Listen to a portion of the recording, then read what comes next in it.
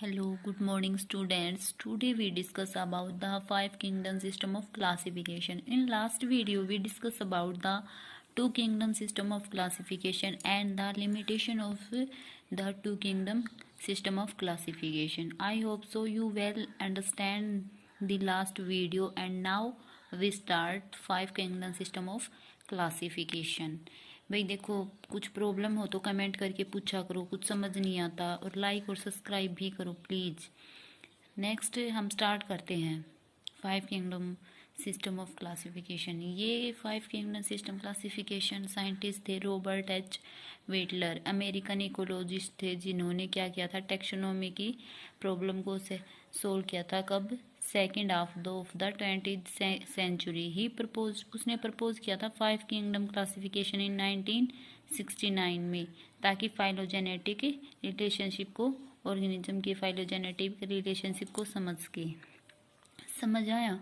क्या था कि एक रोबोट था, अमेरिकन इकोलॉजिस्ट था, उसने टेक्सोनोमी की प्रॉब्लम को 20th सेंचुरी के हाफ में सोल्व किया था। उसने 1969 में फाइव किंगडम क्लासिफिकेशन दिया था, ताकि ऑर्गेनिजम्स की फाइलोजेनेटिक रिलेशनशिप शो हो सके।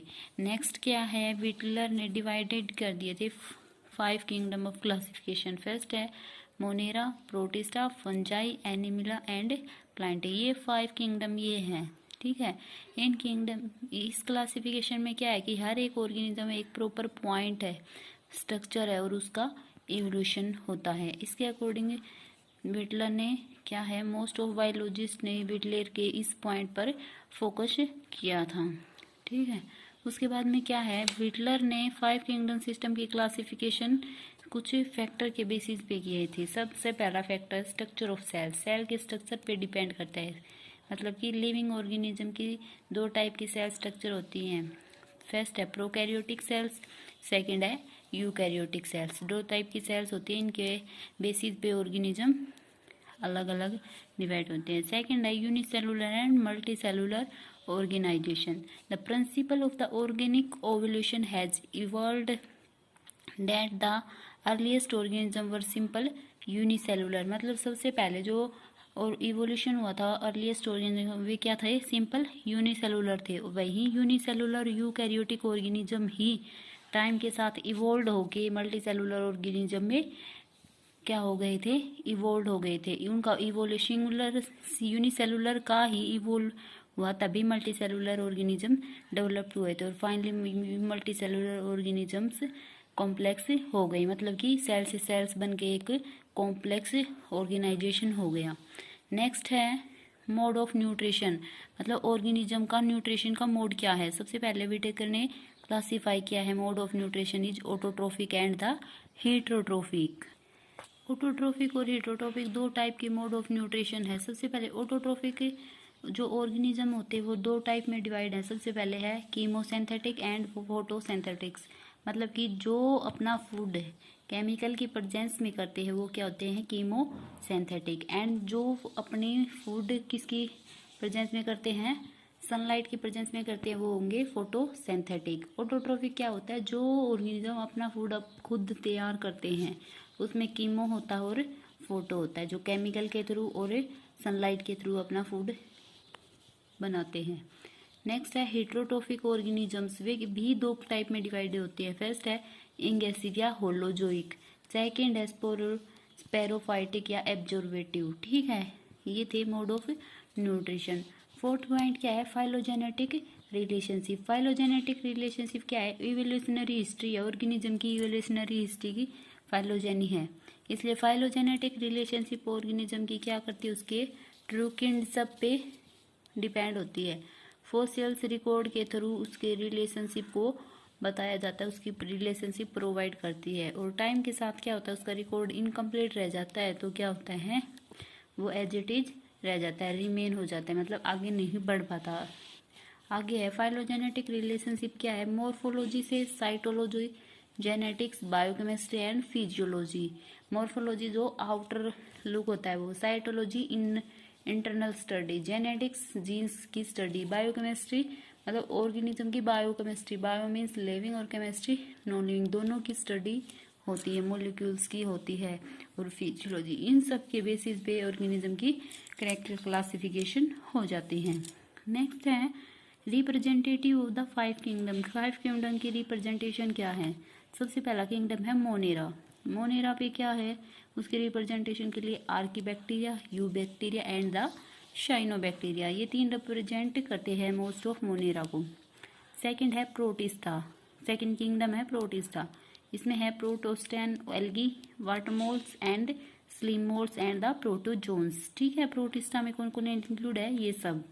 नेक्स्ट है फंजाई। फंजाई में क्या है? Yeast, mould, mushroom, fungi, yeast. ठीक है, ये सब इंक्लूड है फंजाई किंगडम में। नेक्स्ट है प्लांटी। प्लांटी में क्या है? Algae, liverworts, mosses, fern, coniferous and flowering plants किस में आ जाते हैं? प्लांटीज में। नेक्स्ट है क्लासिफिक किंगडम है एनिमला। एनिमला में है sponge, worm, Arthropoda, Mollusca, echinoderm and the lower chordate, fishes, amphibian, reptiles, birds and mammals. सबसे लार्जेस्ट किंगडम होगा यहाँ पे एनिमला, जिसमें मोस्ट ऑफ ऑर्गेनिज्म की हम स्टडी करेंगे। 5 किंगडम के भी कुछ ड्रॉबैक्स थे, तो देखो क्या है। जो किंगडम अभी अभी हमने देखा है मोनेरा और प्रोटिस्टा, इसमें क्या है? ये हेट्रोजेनियस ग्रुप है, मतलब अलग अलग ग्रुप है इनमें, फिर भी क्या होता है? दोनों फोटोसिंथेटिक और नॉन फोटोसिंथेटिक इंक्लूड होते हैं ऑर्गेनिज्म, और इनकी जो सेल, इनमें सेल वाल प्रेजेंट भी होती है और सेल वाल अब्सेंट भी होती है। दोनों में सेम कंडीशन हो जाती है, जिससे अच्छे से डिस्टिंग्विश नहीं होता। ये क्या होती है? इसकी एक ड्रॉबैक है। नेक्स्ट है जो फाइलोजेनेटिक रिलेशनशिप है लोअर कॉर्डेट्स। लोअर ऑर्गेनिज्म में जो फाइलोजेनेटिक रिलेशनशिप है वो क्या होगी? फुली रिफ्लेक्ट नहीं हो पाएगी। जैसे एग्जांपल के लिए कुछ ग्रीन एल्गी है और कुछ फोटोसिंथेटिक बैक्टीरिया है। वे क्या करते हैं? हाइड्रोजन कलेक्ट करते हैं, कहाँ से? वाटर के अलावा दूसरे सोर्सेज से, बट वे क्या करते हैं? अपना अलग अलग किंगडम रखते हैं फिर भी। ठीक है, ये मतलब सेम है, अच्छे से रिफ्लेक्ट नहीं कर पाते फाइलोजेनेटिक रिलेशनशिप को। नेक्स्ट है जो स्लिम वुड होते हैं वो क्या होते हैं? डिफरेंट होते हैं प्रोटिस्टा से। ठीक है, बस वे एक दूसरे के साथ क्या नहीं होते? कंबाइंड नहीं होते, वे डिफरेंट होते हैं। नेक्स्ट पॉइंट है मैंने डिफरेंट बहुत सारे प्रोटिस्ट एक मल्टी सेलुलर ग्रुप से अराइज होते हैं और एक 3 किंगडम्स नॉन होते हैं, जिसमें एक सिंगल एंसेस्टर से सभी मेंबर बिलोंग करते हैं। जो मल्टी सेलुलर लाइन होती है प्रोटिस्टिन की, वो मैनी टाइम्स में ओरिजिनेट होती है, इसलिए किंगडम की क्या होती है? पॉलीफाइलेनिटी होती है, मतलब कि एक सिंगल लाइन के साथ ओरिजिनेट नहीं होते, लेकिन मैनी टाइम्स में बहुत सारे वो हो जाते हैं ओरिजिनेट।